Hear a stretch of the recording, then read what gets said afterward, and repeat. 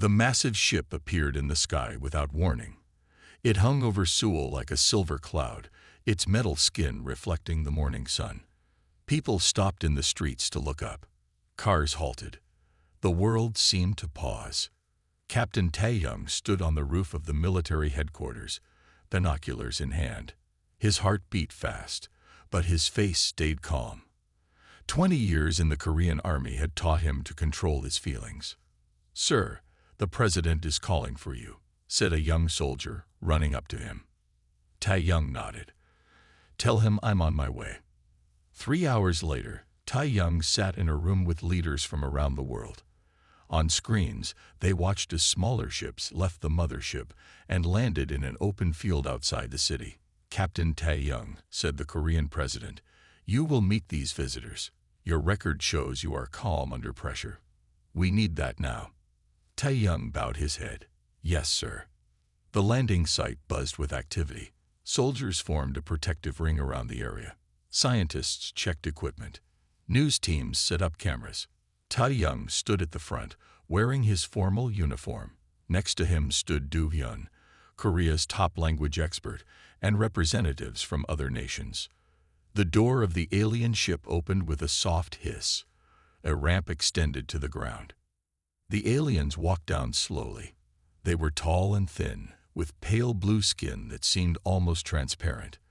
Their eyes were large and black, without any white. They had 4 long fingers on each hand. They moved with a grace that made them seem almost weightless. The leader stepped forward. It wore a robe of shimmering material that changed colors as it moved. "People of Earth," it said in perfect English, its voice musical and light. "I am Ambassador Telxer of the Galactic Concordat. We come in peace." Do Hyun leaned close to Taeyong. "How do they know our language?" Telxer's large eyes blinked. "We have been studying your world for some time. Your broadcasts reach far into space." The meeting moved to a large tent set up nearby. Taeyong sat across from Telxer, with translators and officials on both sides. "We offer Earth membership in the Galactic Concordat," said Telxer, "a union of over 200 species across the galaxy." "We are honored," said Taeyong carefully. "What would this membership mean for us?" Telxer's expression changed slightly. "First, we must discuss classification. Our scientists have studied your planet. Earth is what we call a death world." "A death world?" asked Taeyong. "A planet with high gravity, extreme weather, dangerous life forms, and harsh conditions," explained Telxer. "Species from such worlds develop differently." Something in Telxer's tone made Taeyong uneasy. "Is that a problem?" he asked. "Not a problem," said Telxer quickly. "But Deathworlders require special considerations. Your species is physically stronger than most. Your bodies can withstand pain and damage that would kill others. Your aggressive tendencies are concerning." Taeyong frowned. "We have built civilizations, art, music. We are not just aggressive animals."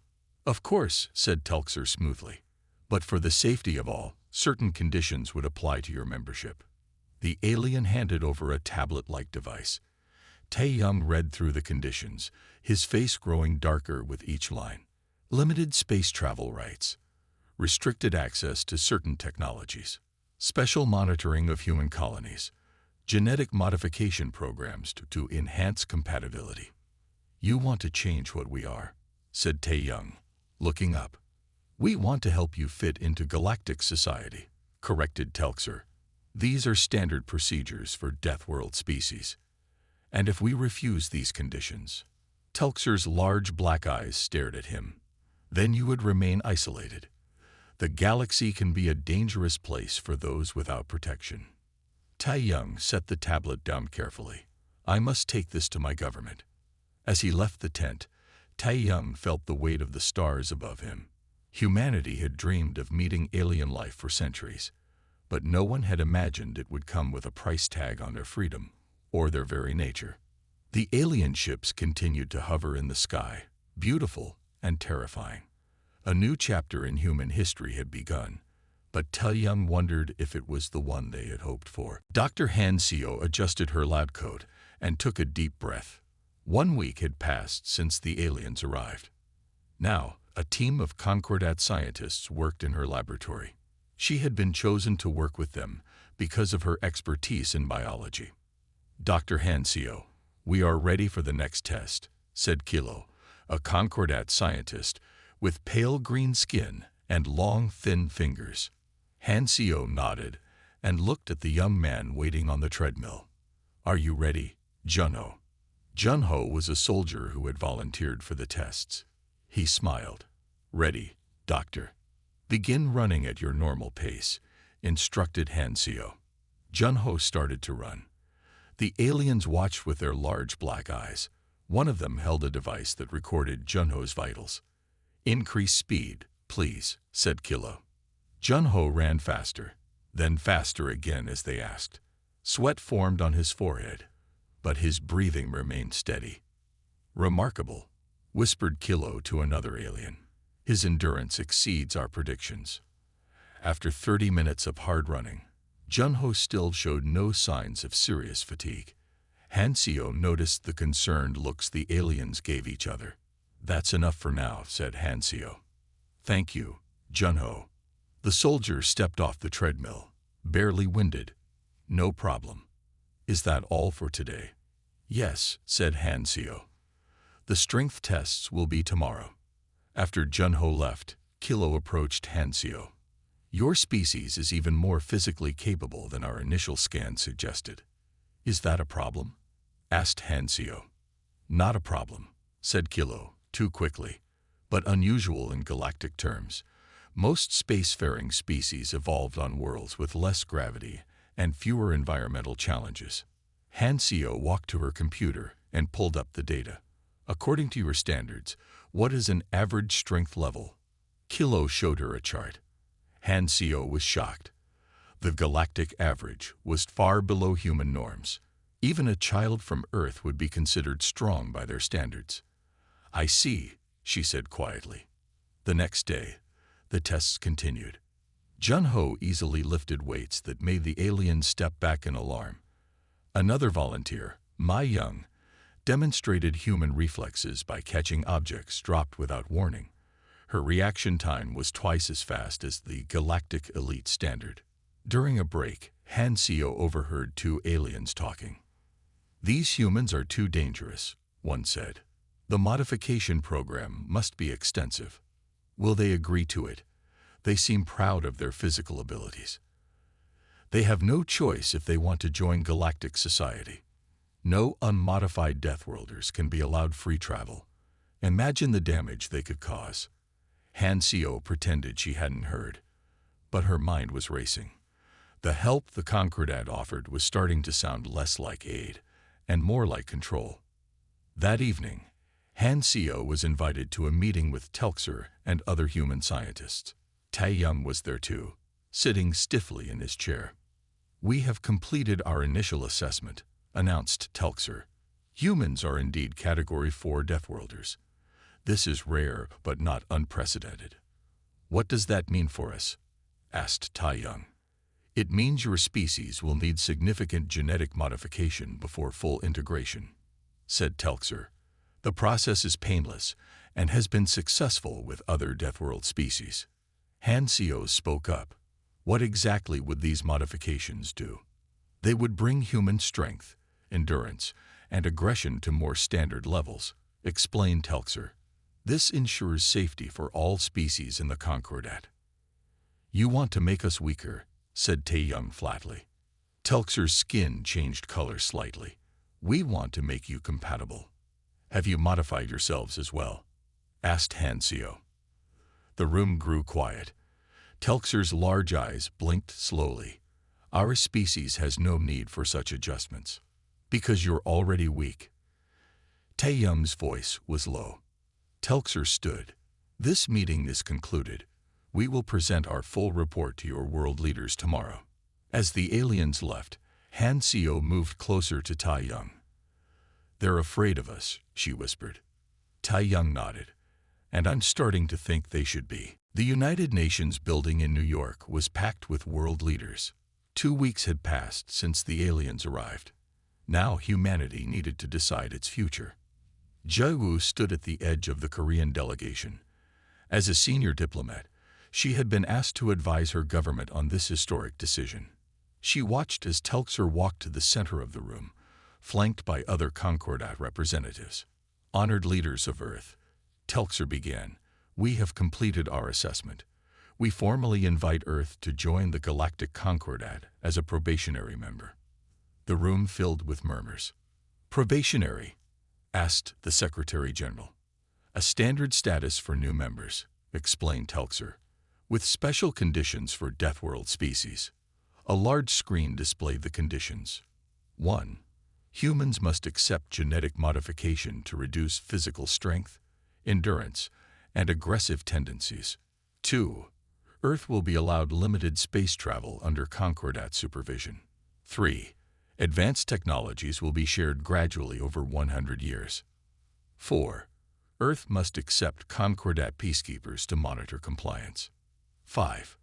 Earth representatives must participate in the submission ceremony, kneeling before the High Council to show acceptance of Concordat authority.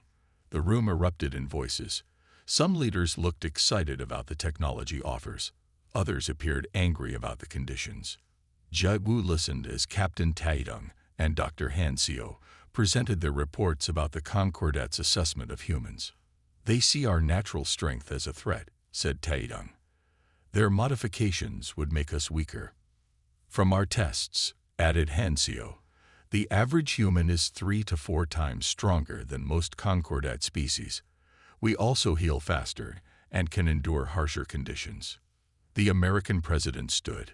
So they want to change what makes us human. They call it compatibility adjustment, said Han Seo. But yes, they want to change our basic biology. The debate raged for hours. Some nations favored accepting the conditions.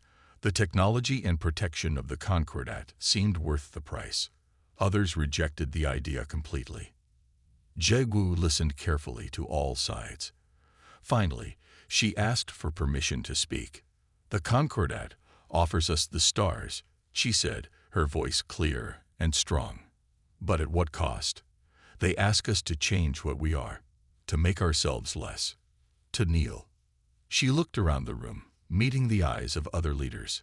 Throughout human history, we have faced challenges that should have destroyed us. Ice ages, plagues, wars, yet we survived.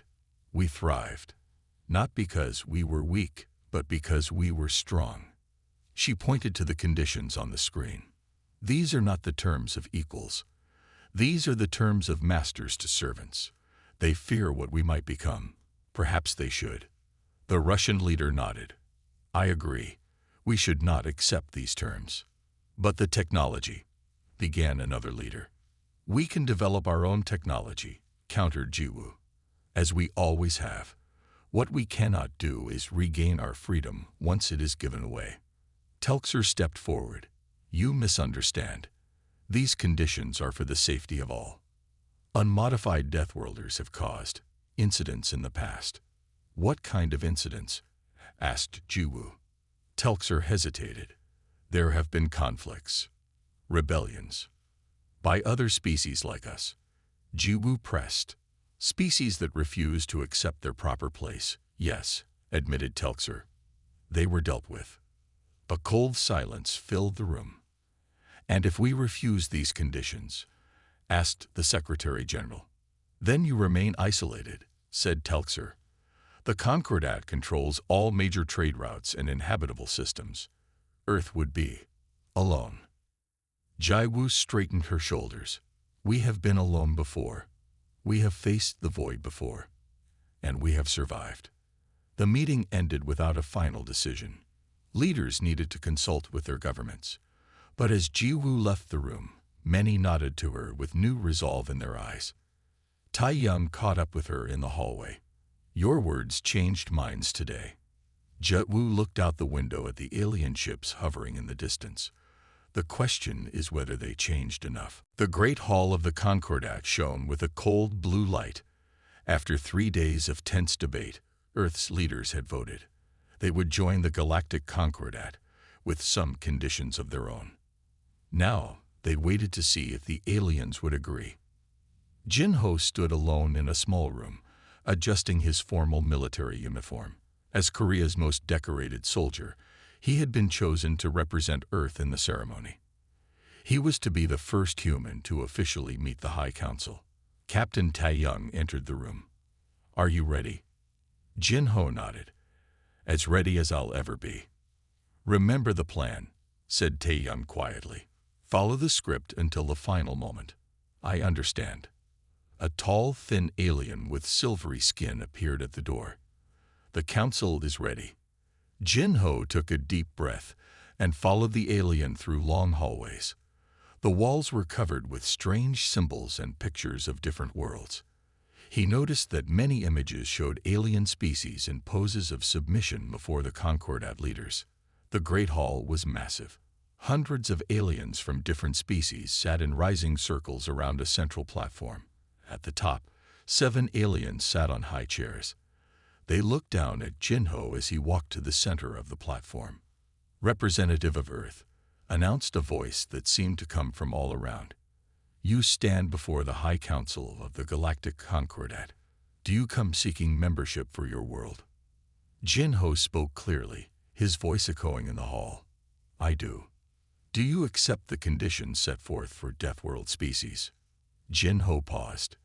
This was the moment. Earth's leaders had agreed to most conditions, hoping to negotiate the rest later. But one condition they had firmly rejected. "Earth accepts the conditions of technology sharing, limited space travel, and peacekeeping presence," said Jin-Ho. "We are willing to work with the Concordat on genetic research." Murmurs spread through the hall. "And the submission?" asked the Central Council member, leaning forward. Jin-Ho looked straight at the council. "That is the condition I must address." The alien who had led Jin-Ho to the hall stepped forward with a small device. "Drink this. It will begin the modification process and show your commitment." Jin-Ho took the device but did not drink. "Before I do, I have a question." The council members looked at each other.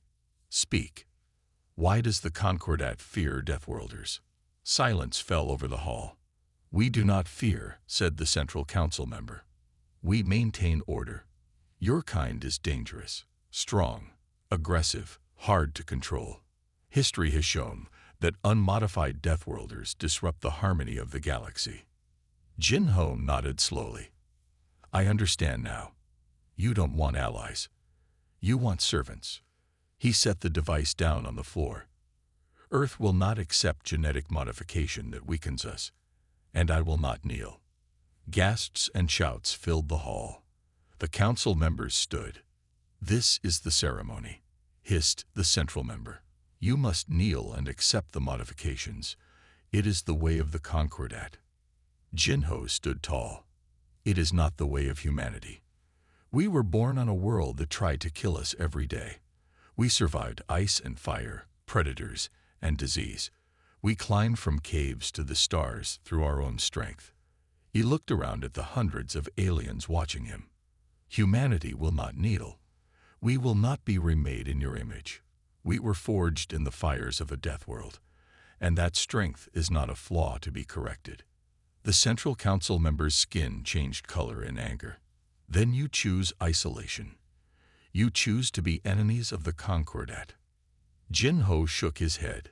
"We choose to be ourselves. We offer friendship as equals, not submission as servants." The hall erupted in chaos.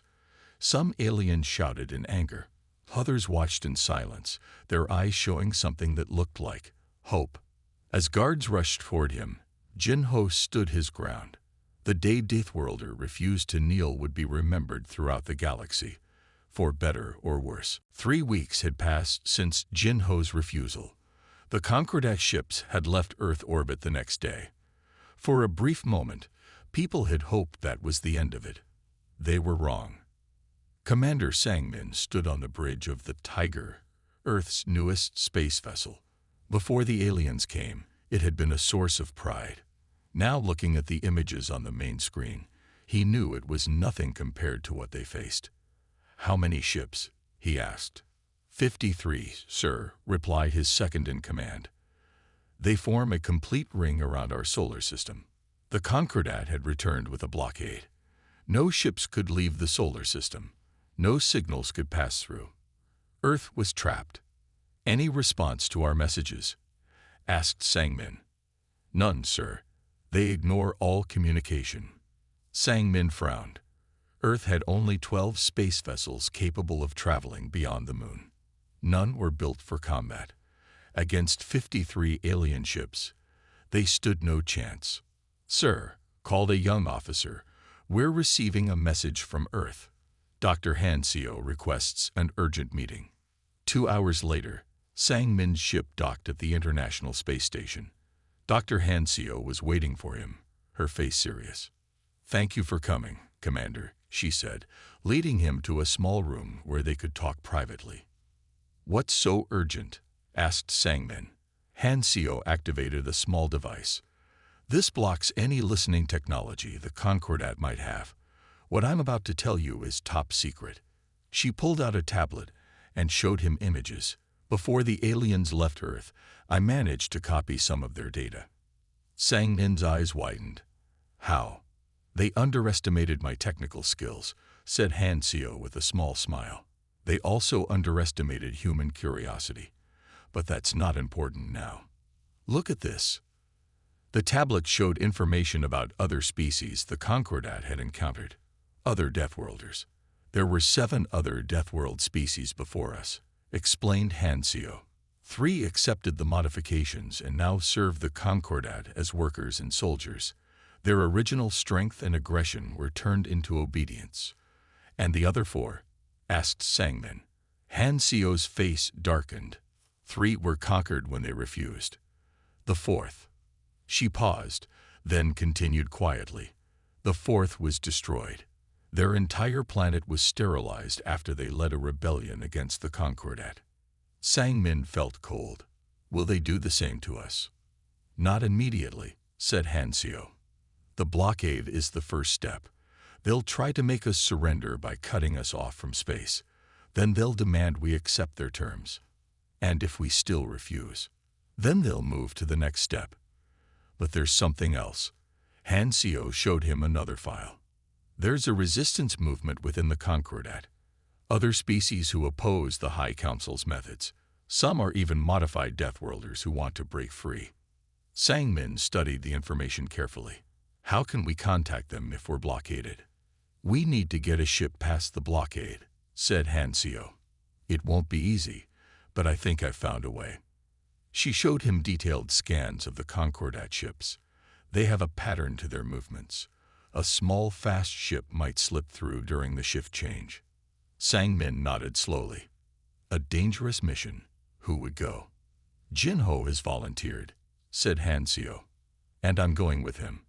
We need to find allies out there, Commander. Earth can't stand alone." "When do you plan to leave?" "Tomorrow night. We've modified a small science vessel. It's our best hope." Sang-min looked back at the tablet showing the destroyed planet. "Then I'll make sure you get your chance. I'll create a distraction for the blockade." As they finished their meeting, an alarm sounded through the station. A voice came over the speakers. "Attention all personnel. Concordat ships are moving. They appear to be tightening the blockade." Sang-min and Han Seo exchanged worried looks. Their window of opportunity was closing fast. "Tomorrow night," said Sang-min firmly. "Be ready." The small ship hummed quietly as Jin-ho checked the controls one last time. Next to him, Dr. Han Seo studied a map of the blockade on her screen. They had named their ship Hope, a fitting name for their desperate mission. "Commander Sang-min reports all systems ready," said Han Seo. "The distraction will begin in 10 minutes. Jin-ho nodded. "And our path?" "There." Han Seo pointed to a spot between 2 Concordat ships. "When they move to investigate Sang-min's decoys, this gap will widen for approximately 30 seconds. 30 seconds. Jin-ho took a deep breath.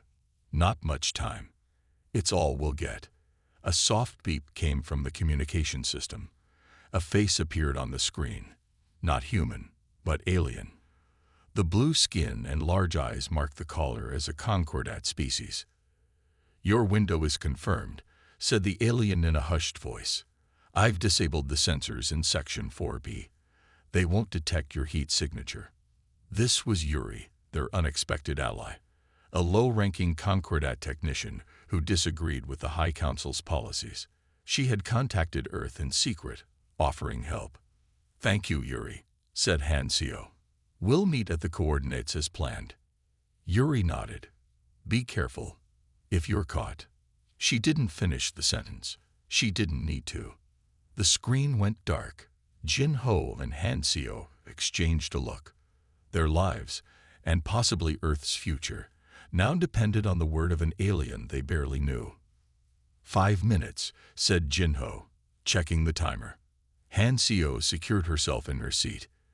"Did you ever think we'd be here? Running from aliens in a stolen ship?"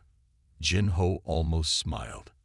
"No, I thought I'd retire and fish at my grandfather's lake. If we succeed, maybe you still can." A red light flashed on their console. The distraction had begun. From the viewing port, they could see small objects shooting out from the moon base, decoys designed to mimic ship signatures. As predicted, the Concordat vessels began to move, shifting to investigate. "Engines ready," said Jin-Ho. "Wait for it," cautioned Hansio, watching the gap between the alien ships. "Almost. Now." Jin-Ho pushed the controls forward. The Hope shot from its hiding place behind a small asteroid. They accelerated toward the gap, which was already beginning to close. "Faster," whispered Hansio. Jin-Ho pushed the engines to their limit. Warning lights flashed on the console. The ship shuddered. "They've spotted us." Hansio pointed to 2 Concordat ships turning their way. "Too late," said Jin-Ho grimly. The Hope slipped through the gap just as it closed. Alarms blared. The Concordat ships fired warning shots. Bright beams of energy passed on either side of the Hope. "Jump drive charging," reported Hansio. 30 seconds to jump." "We don't have 30 seconds." A beam struck the side of their ship. The Hope rocked violently. Systems flickered. "Jump drive at 80%, said Hansio, her fingers flying over the controls. "Rerouting power from life support. We only need it to work once."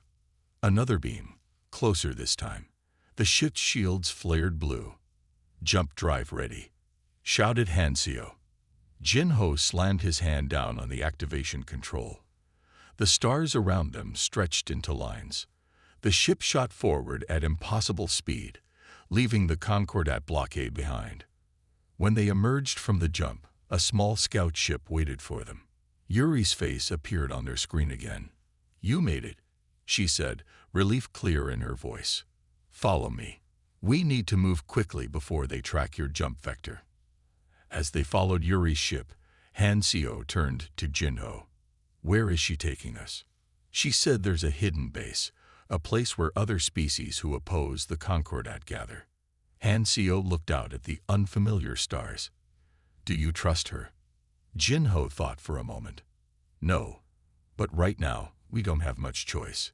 Their ship, damaged but still flying, followed Yuri deeper into unknown space. Behind them, Earth faced the Concordat's blockade alone. Ahead lay uncertainty, danger, and maybe, just maybe, allies who could help save their world. The hidden base was inside a hollow asteroid. From the outside, it looked like any other space rock. Inside, it was a bustling center full of aliens from different species. Jin-Ho and Hansio followed Yuri through crowded hallways. They noticed many aliens watching them with curious eyes. "They've never seen humans before," explained Yuri. "Word has spread about the Deathworlders who refused to kneel." "Who are all these people?" asked Hansio. "Refugees, rebels, species who oppose the Concordat. Some are unmodified Deathworlders like you. Others are modified ones who broke their programming." They entered a large room where a group of aliens sat around a round table. One stood up as they entered. He was tall with red skin and 4 arms. His body looked powerful, even though one arm was clearly artificial. "I am Krell, leader of the Free Species Alliance," he said. "We've been waiting for you."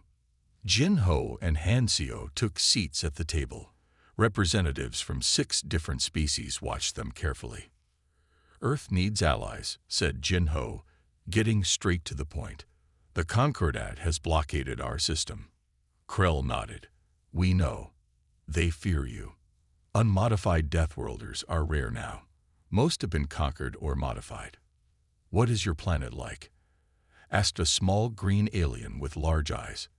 Han-Seo described Earth, its oceans and mountains, its many climates and creatures.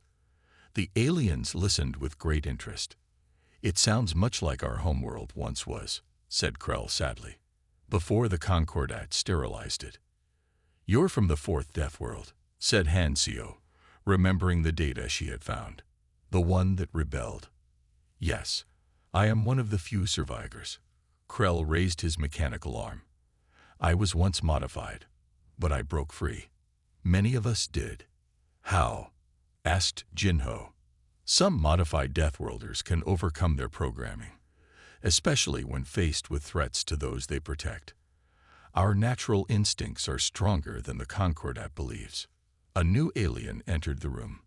This one moved gracefully on 6 thin legs. Behind her came a human woman. "Su-Bin," gasped Han-Seo. Su-Bin smiled. She was a Korean military strategist who had been on a deep space mission when the aliens first arrived at Earth. Her ship had been thought lost. "The Alliance found me," explained Su-Bin, taking the seat. "We've been working together since then." "We need a plan," said Krell. "The Concordat won't leave Earth alone. They'll force submission or worse." "Can we break the blockade?" asked Jin-Ho. The 6-legged alien spoke up. "I am Vex, tactical advisor. Breaking the blockade directly would require more ships than we have. But there may be another way." She activated a holographic display showing the Concordat ships around Earth. "The blockade has a weakness," said Su-Bin. "The Concordat doesn't understand Deathworlds. They won't send ground forces to Earth because they fear the high gravity and harsh conditions. So they'll stay in space," continued Vex, "which means we need to bring the fight to them." For the next hour, they discussed strategy. Su-Bin had been analyzing Concordat ship designs and found vulnerabilities. Krell explained that many Concordat ships were actually operated by modified Deathworlders who might be freed from their programming.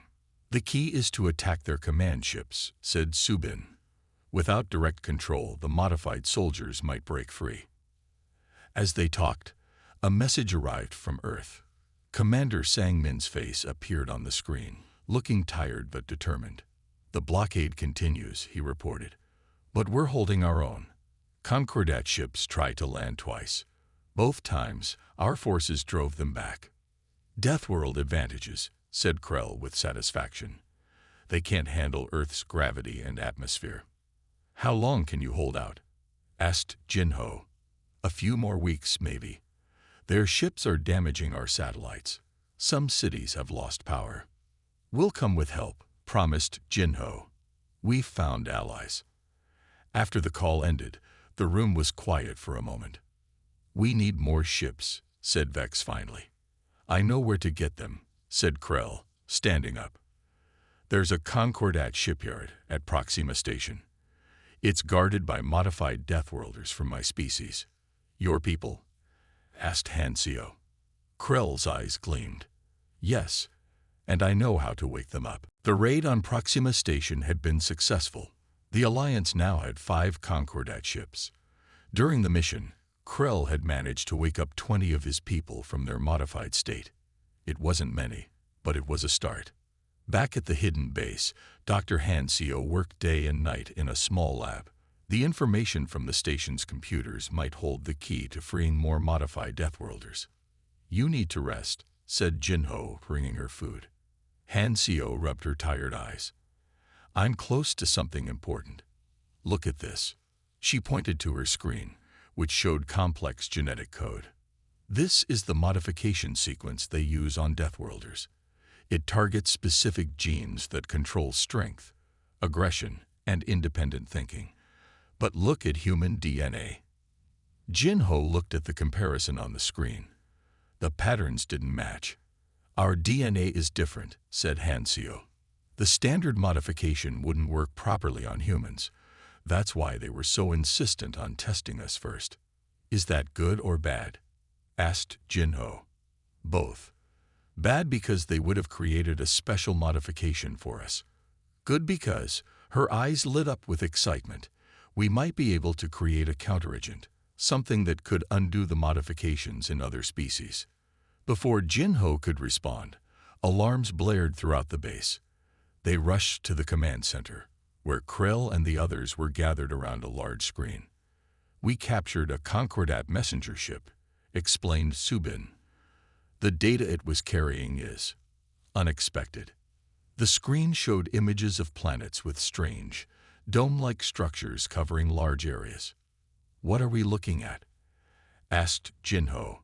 Concordat ruling species homeworlds, said Krell. And now we know why they fear Deathworlders so much. Hansio looked closer at the data. Their gravity is only 0.3 of Earth's. The atmosphere is thin. Even their sunlight is filtered through those domes. They evolved on gentle worlds, said Vex. Worlds with no predators, mild weather, abundant food. Their bodies are weak, their senses dull. But their minds are clever, added Krell. They couldn't compete physically with Deathworld species, so they used technology to control them instead. The entire Concordat is built on lies, said Subin. They claim Deathworlders are dangerous and unstable. But the truth is, they're just afraid. Hansio scrolled through more data. There's more. Look at this. The screen showed statistics about the Concordat's economy and military. Almost all physical labor and fighting was done by modified Deathworlders. They're using us, said Jinho. All of us. Deathworlders do the work, fight the wars, build the ships, and they take the benefits. While keeping us believing we're inferior, added Krell. That we need their guidance and control. Hansio pointed to another file. According to this, there are billions of modified Deathworlders in the Concordat. If they all woke up, the room fell silent as they considered the implications. Can you create the counteragent? Asked Krell finally. I think so, said Hansio. Human DNA might be the key. We have natural resistance to their modification techniques. If I can isolate that factor, we could spread it to other Deathworld species. How would we deliver it? Asked Vex. The Concordat requires all modified workers to receive regular maintenance injections to keep the modifications stable, explained Krell. If we could replace those injections with our counteragent. Subin nodded. We'd need access to their medical supply chain. And a way to broadcast the truth throughout Concordat space, added Jinho. All those modified Deathworlders don't just need the physical cure. They need to know they've been lied to. Krell stood tall, his 4 arms stretched wide. Then we have our mission. Free our people and tell the truth. As they began to plan, a message came in from Earth. The Concordat blockade had tightened. They were running out of time. We need to move quickly, said Jinho, looking at the faces around him. Earth is counting on us. Hansio touched his arm. Not just Earth anymore. The whole galaxy is. The Concordat main fleet hung in space above Earth. 100 massive warships, ready to end the human resistance once and for all. They had grown tired of the blockade and decided on a final solution. On the command ship, the High Council watched the blue planet below. Begin the attack, ordered the lead council member. As the fleet moved forward, sensors detected new ships entering the system. Not just a few, but dozens. Impossible, whispered a council member. How did they get past our outer defenses? The Alliance fleet, led by Jinho and Krell, dropped out of faster-than-light travel. 20 Concordat ships they had captured, plus ships from other species who had joined their cause after hearing the truth. All ships, move into position, ordered Jin-Ho from the lead vessel. Remember the plan. Earth's own ships, though smaller and fewer, rose to join them. Commander Sang-min's voice came through the communication system. Good to see you, Jin-Ho. You brought friends. More than friends, replied Jin-Ho. Allies. The battle began with bright flashes of energy weapons. The Concordat fleet was larger, but the Alliance ships moved with surprising speed and coordination. Su Bin's strategy was working. The Concordat ships were forming into a predictable defense pattern. They think in straight lines, Su Bin had explained. They lack the instinct for battle that Deathworlders have. On the medical ship, Han Seo and her team prepared the counteragent. Ready, she reported. Jin-Ho nodded. Phase 2 begins. Small, fast ships shot out from the Alliance fleet. Each carried special transmitters and canisters of the counteragent. Their target, the flagship of the Concordat fleet, where the High Council watched in growing alarm. We must destroy them all, said the lead council member, his thin fingers trembling. Fire the planet killer. The weapon is not ready, replied a modified Deathworlder officer. It needs 10 more minutes to charge. Then hold them off for 10 minutes. Jin-Ho's ship took heavy fire as it approached the flagship. We need to get closer, he told Krell, who piloted the ship with his 4 arms working the controls. Closer we get, grunted Krell. Meanwhile, Vex led another team that had already attached to the bottom of the flagship. They cut through the hull and entered the ship. Their mission: reach the main communication center. The modified soldiers they encountered hesitated when they saw Krill and the other freed Deathworlders. That moment of confusion was all the team needed. They reached the communication center as Jin-Ho's ship docked at another part of the flagship. The plan was working. Broadcast now, ordered Vex. The truth about the Concordat spread through every ship, every station, every planet in their territory. The images showed the Council species in their protective domes, the secret files about how they had manipulated and used Deathworld species for centuries. At the same time, the counteragent was released into the flagship's air system. The modified soldiers began to shake as their true selves fought to break free. Jin-Ho, leading the small team, reached the council chamber. The High Council members cowered behind their guards. It's over, said Jin-Ho. Your lies have been exposed. You've doomed the galaxy, hissed the lead council member. Without our control, the Deathworlders will destroy everything. No, said Jin-Ho. We will build something better. Together. Throughout the Concordat fleet, modified soldiers were waking up. They looked at each other with new eyes, remembering who they really were. The weapons fell silent as confusion spread. Krell's voice boomed through the flagship's speakers. Brothers and sisters of Deathworlds, you have been lied to. You have been used. Today, we reclaim our freedom. Today, no one kneels. The battle ended not with destruction, but with a ceasefire.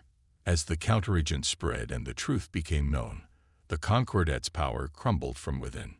1 month later, representatives from all species gathered on a neutral space station. Humans stood with other Deathworlders, and even former Concordat species. No one knelt before anyone else. They all stood as equals. Jin-Ho, now an ambassador for Earth, signed the new treaty creating the Galactic Federation. Today marks a new beginning, he said, not based on fear or control, but on respect for all species, all worlds. As he looked around at the diverse faces, Jin-Ho remembered that day he refused to kneel. One person standing tall that started a wave that changed the galaxy forever.